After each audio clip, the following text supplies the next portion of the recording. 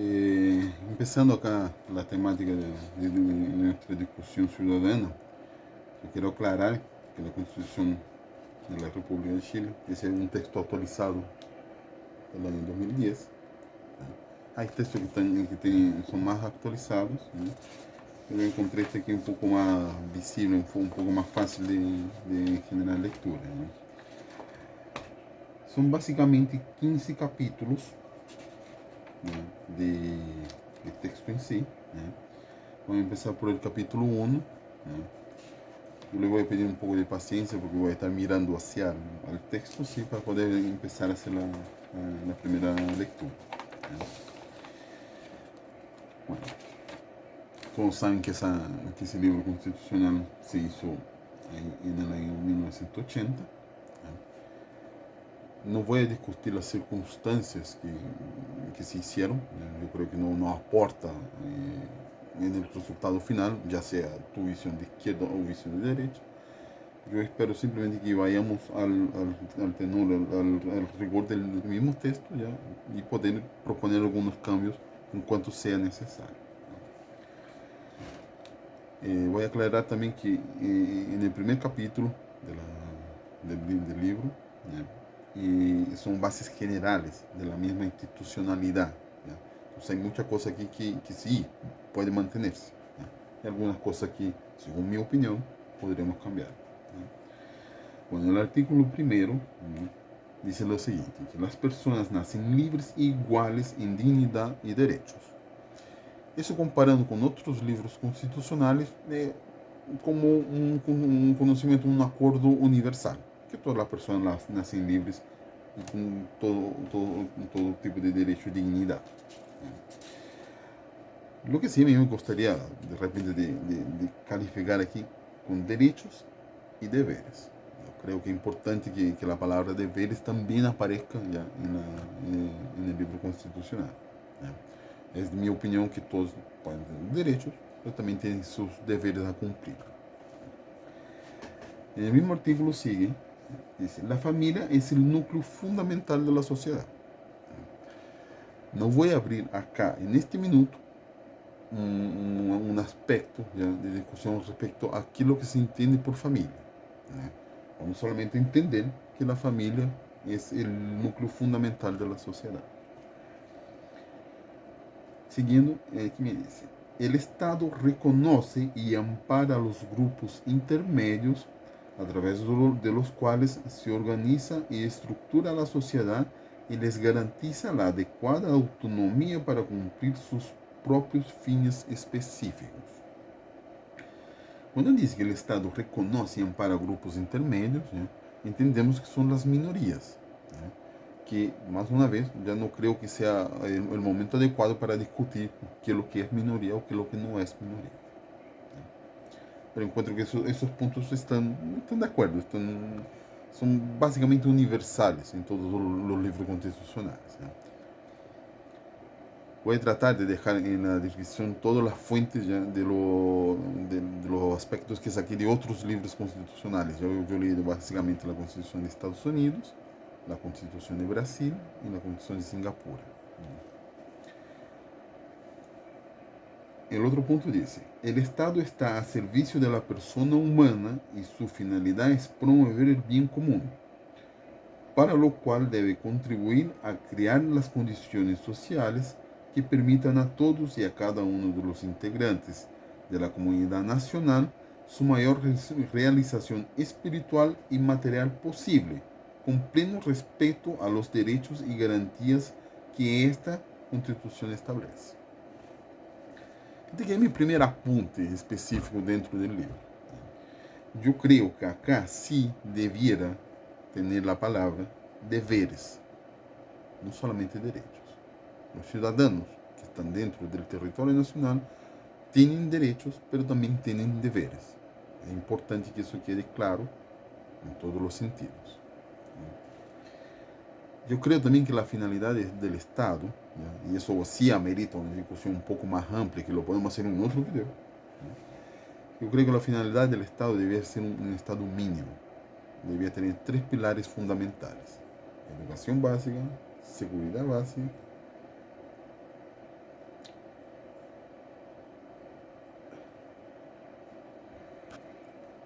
salud básica. Podemos discutir eso, como dije, en otro video, ¿no? Un poco más completo, solamente por esos 3 puntos fundamentales, ¿no? Que son mi opinión personal. Siguiendo acá. Es deber del Estado resguardar la seguridad nacional, dar protección a la población y a la familia, proponer al fortalecimiento de esa, la familia, promover la integración armónica de todos los sectores de la nación y asegurar el derecho de las personas a participar con igualdad de oportunidades en la vida nacional. Aquí más una vez yo creo que es importante agregar igualdad de oportunidades, derechos y deberes. Ese es el artículo 1. Estamos viendo diciendo el artículo 1 del capítulo 1. El artículo 2 del mismo capítulo dice: son emblemas nacionales la bandera nacional, el escudo de armas de la República y el himno nacional. Como le dije, eso es básicamente universal en todas las constituciones. El artículo 3 dice lo siguiente: el Estado de Chile es unitario. La administración del Estado será funcional y territorialmente descentralizada o desconcentrada en su caso, de conformidad a la ley. Los órganos del Estado promoverán el fortalecimiento de la regionalización del país y el desarrollo equitativo y solidario entre las regiones, provincias y comunas del territorio nacional. En este punto en particular, yo creo que también podemos abrir a discusión, ¿no?, la forma que el Estado está conformado. Solo dejo claro, ¿no?, que en el capítulo, déjenme ver el apunte aquí, en el capítulo 4 está conformado, está detallado ya como, perdón, no capítulo 4, en el capítulo, en el capítulo 14, ¿no?, está detallado ya cómo debe ser la administración del Estado, ¿no? Yo creo que en Chile hay un problema estructural, ¿no?, donde está todo muy concentrado en Santiago, todos saben de eso, ¿no?, pero que se podría, quizás, con la reforma del texto constitucional, distribuir mejor ya todos los recursos que el Estado obtiene a través de sus impuestos, concesiones, lo que sea, ¿ya? Ese punto en discusión yo creo que lo podemos dejar para la discusión del capítulo 14. El artículo 4 dice que Chile es una república democrática. Es más o menos universal en todos los sentidos. El artículo 5 dice lo siguiente: la soberanía reside esencialmente en la nación. Su ejercicio se realiza por el pueblo a través de plebiscito y de elecciones periódicas, y también por las autoridades que esa constitución establece. Ningún sector del pueblo ni individuo alguno puede atribuirse su ejercicio. El ejercicio de la soberanía reconoce como limitación al respecto de los derechos esenciales que emanan de la naturaleza humana. Es deber de los órganos del Estado respetar y promover tales derechos, garantizados por esa Constitución, así como los tratados internacionales ratificados por Chile y que se encuentran vigentes. Más una vez, yo creo que debería estar muy claro en el libro constitucional que la soberanía reside de derechos y deberes. Mi punto de vista, más una vez, mi punto de vista personal, es fundamental que se designe derechos y deberes. El artículo 6 dice: los órganos del Estado deben someter su acción a la Constitución y a las normas dictadas por ella, y garantizar el orden institucional de la República. Los preceptos de esa Constitución obligan tanto a los titulares o integrantes de dichos órganos como a toda persona, institución o grupo.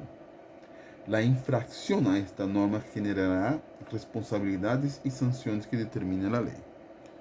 Ese punto yo estoy básicamente de acuerdo. Ahora, como lo podemos ver en el capítulo 14, yo creo que la administración del Estado, la forma que el Estado funciona, ¿ya? Podría sí tener modificaciones, ¿ya? Que no competen, ¿ya? Que no chocan directamente con el artículo 6, ¿ya? Pero debiera estar considerado, ¿ya? Conforme, o sea, o algún punto aquí del artículo 6, ¿ya? Debería considerar la siguiente frase, ¿ya?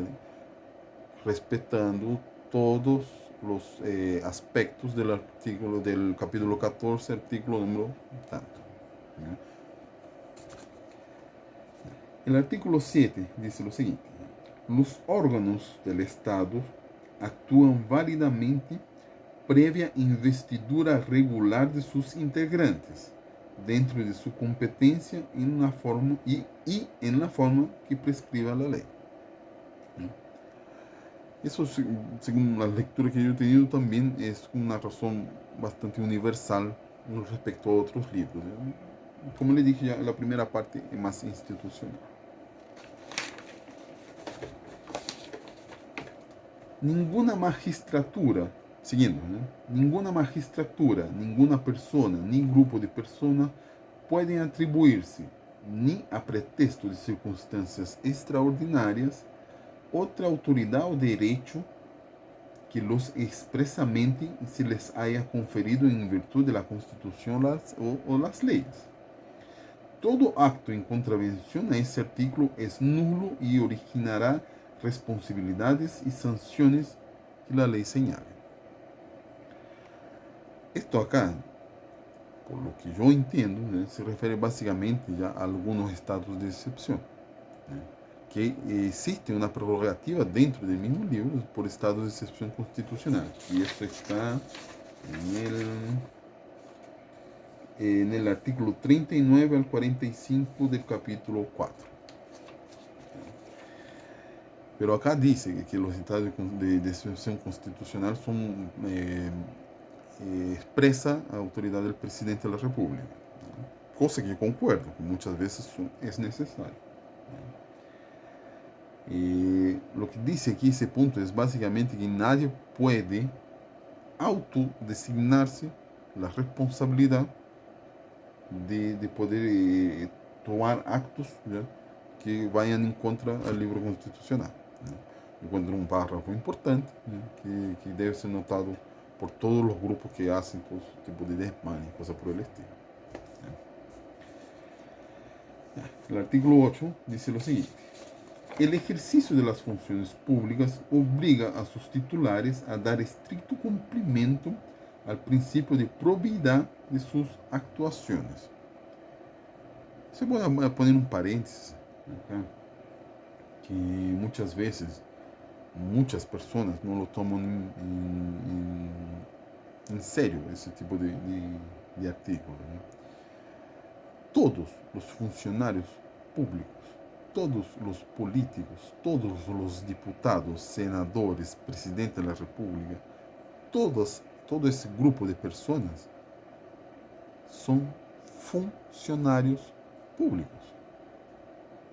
Es decir, tienen que atenerse al artículo 8 de la Constitución. El ejercicio de las funciones públicas obliga a sus titulares a dar estricto cumplimiento al principio de probidad de sus actuaciones. Mucha gente reclama, pero no hace valer su palabra cuando hay alguna falta, ¿no?, de algún principio público, de algún funcionario público. Hay que entender que todos los chilenos pagamos impuestos, ya sea cuando compras el pan por la mañana, o ya sea como empresario, como cualquier uno que paga IVA, que paga toda una serie de impuestos sociales, ¿no? Y todos esos impuestos fomentan la economía del Estado. Si bien es cierto, ese es un deber que cada uno de los chilenos tiene, también es su derecho saber, ¿ya?, y conocer y tener una buena respuesta por la plata que se está invirtiendo ahí, ¿ya? En mi punto de vista, ¿ya?, hay muchos funcionarios públicos que sí vale mucho la pena, ¿ya? Que sí cumplen muy bien con su función. ¿Ya? No voy a hacer aquí apuntes ni nada por el estilo, pero hay muchas personas que sí respetan, ¿ya? Y tienen la ética de trabajo, ¿ya? Que se amerita para ese tipo de función. Pero las que no tienen, debe haberse valer el artículo 8 de la Constitución. ¿Ya? Lo voy a repetir porque es importante. El ejercicio de las funciones públicas obliga a sus titulares a dar estricto cumplimiento al principio de probidad de sus actuaciones. Son públicos los actos y resoluciones de los órganos de Estado, así como sus fundamentos y procedimientos que se utilizan.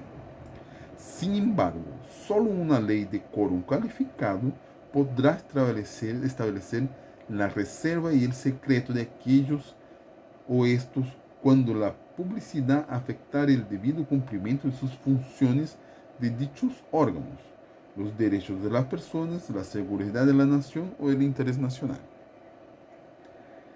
Acá voy a hacer un paréntesis, que encuentro importante. Yo creo vehementemente que el Estado tiene que ser absolutamente transparente. Existe una ley de transparencia, ¿no? Y existe el portal de transparencia, que también voy a dejar el enlace aquí en la descripción del video, ¿no? Que mucha gente no lo usa. El portal de transparencia, cuando tú tienes cualquier tipo de duda con respecto a la administración del Estado, tú puedes solicitar información y el órgano al cual se está solicitando información es obligado a responderte. Eso es una herramienta fundamental para el uso democrático de la información. Ahora, todas las actividades del Estado tienen que ser públicas, excepto en casos de estado de catástrofe, estados eh, con el término aquí, estados de excepción constitucional, ¿no? Y para temas ya que son un poco más delicados, ¿ya? Que tienen que ver con la seguridad nacional, ¿no? Ahora, yo no concuerdo ya que cuando dice los derechos de las personas y el interés nacional, la frase el interés nacional deja muy abierto, ¿no? A lo que se refiere de interés nacional, ¿no? Y cuando dice derecho de las personas, ¿no? El derecho de las personas está incluso en otro artículo, ¿no? Entonces, esa parte del texto, ¿no? Y dejo aquí una otra ventana de abierto a debate, ¿no? Debería, ¿no? Eliminarse, ¿no? Del artículo octavo.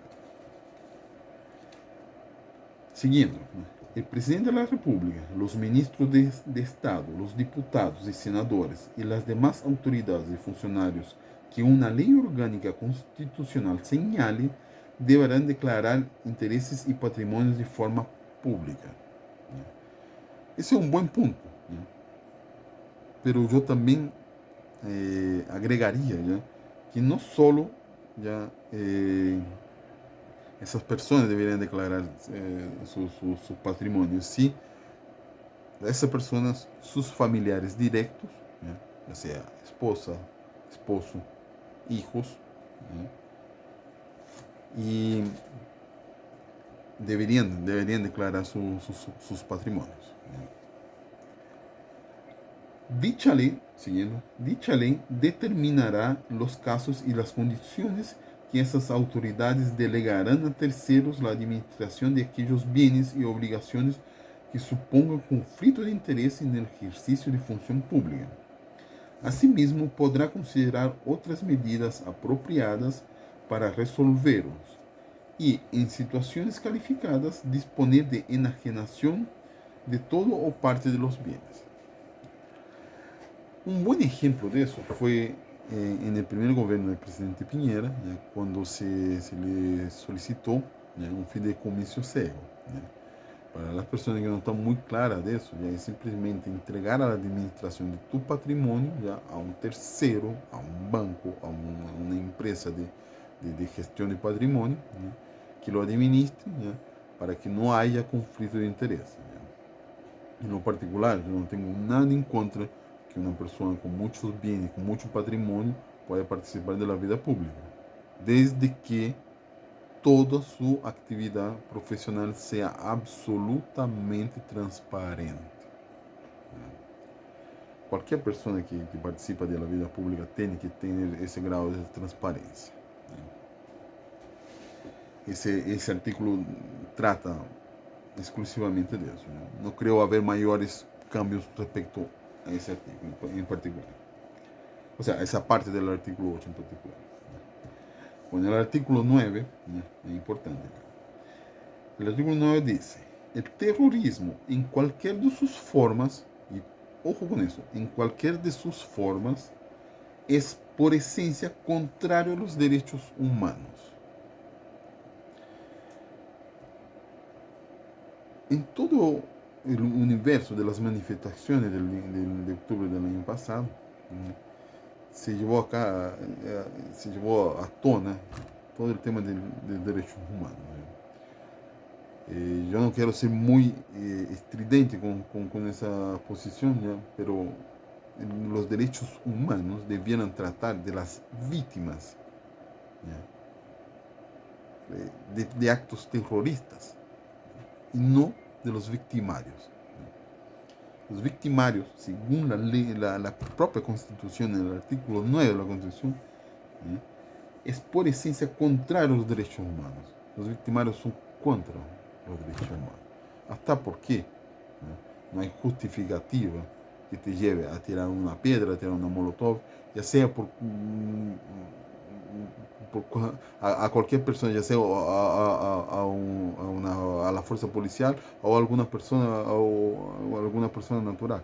Eso no es justificable. Yo siempre fui muy claro. Protesta, levanta bandeira, alza tu pancarta y reclama, habla. Pero en el minuto que tú cruzas la línea y empieza a causar terror a otras personas, empieza a causar desmán en patrimonio público, tú pierdes totalmente el derecho de ser defendido por derechos humanos. Esa es mi opinión particular. Y espero que entiendan ya que la Carta Constitucional tiene que mantener el orden de todo el Estado. Siguiendo acá. Una ley de quórum calificado determinará las conductas terroristas y su penalidad. Eso tiene básicamente que ver con el Código de Proceso Penal. Los responsables de esos delitos quedarán inhabilitados por el plazo de 15 años para ejercer funciones o cargos públicos, sean o no de elección popular, o de rector o director de establecimiento de educación, o para ejercer en ellos funciones de enseñanza, para explotar un medio de comunicación social o ser director o administrador del mismo, o para desempeñar en él funciones relacionadas con la emisión o difusión de opiniones e informaciones. Ni podrán ser dirigentes de organizaciones políticas o relacionadas con la educación o de carácter vecinal, profesional, empresarial, sindical, estudiantil o gremial en general, durante dicho plazo, los 15 años. Lo anterior se entiende sin prejuicio de otras inhabilidades o de las que por mayor tiempo establezca la ley. En ese punto en particular, yo eliminaría ese párrafo acá, y crearía una ley orgánica para actos terroristas, y donde se especifican todas las sanciones que las personas que causan ese tipo de actos están expuestos. Pero más una vez, yo creo que al sacar esa parte del texto, nos da la oportunidad de detallar mejor ya cuáles son las penas para las personas que cometen esos tipos de actos. Derechos y deberes. Finalizando acá, los delitos a que se refiere el inciso anterior serán considerados siempre comunes y no políticos para todos los efectos legales, y no procederá respecto de ellos el indulto particular, salvo para conmutar la pena de muerte o para el presidio perpetuo.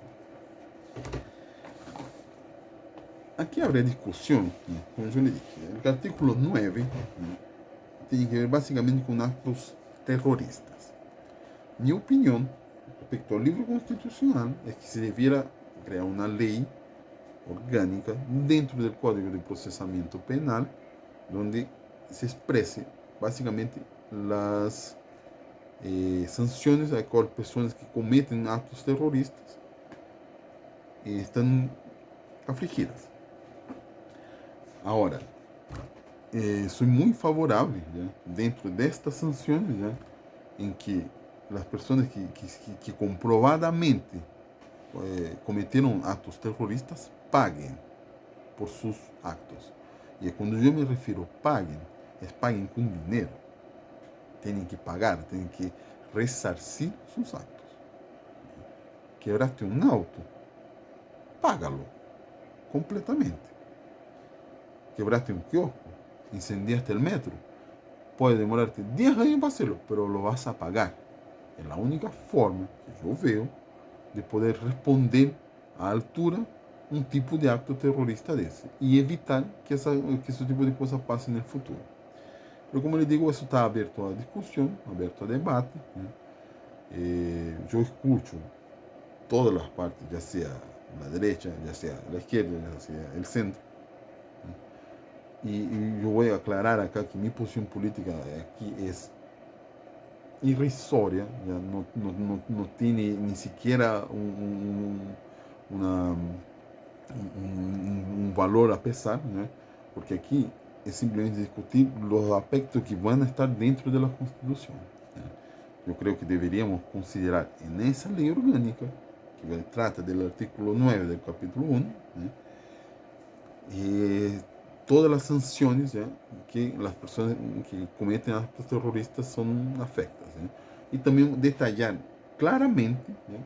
Que se consideran actos terroristas, ¿ya? Bueno, un vídeo de aproximadamente 30 minutos, ¿ya? Leemos todo el capítulo 1 de la Constitución. Creo que fue algo rápido, algo sencillo de hacerlo, ¿ya? Y se habló, ¿ya? De toda la institucionalidad que está en el libro constitucional actual, ¿ya? Dejo abierta la discusión, ¿ya? Me comunican acá en los comentarios cualquier punto que quieran discutir, ¿ya? Y podemos hacer con la persona que quiera entregar su punto de vista, podemos hacer una live, ¿ya? Previa coordinación de horario, ¿ya? Para poder discutir el punto en cuestión, ¿ya? Yo solo pido que sea una discusión respetuosa, ¿ya? Una discusión amigable, ¿ya? Educada y ordenada, para que todos los puntos de vista puedan ser entendidos, ¿ya? Yo solo quiero parafrasear acá un tema que yo vi, una charla, ¿ya? De un argentino, ese me fue el nombre, ¿ya? Pero habían dos personas mirando al piso, ¿ya? Y había un número 6 en el piso. Para una persona era 6, para otra persona era 9, pero era el mismo número, ¿ya? El punto es, ¿ya? Cada opinión tiene dos o más puntos de vista, ¿ya? Dependiendo de la perspectiva del observador, va a tener un punto de vista, ¿ya? Eso, para mí, es una discusión ciudadana, ¿ya? Bueno, espero que les haya gustado.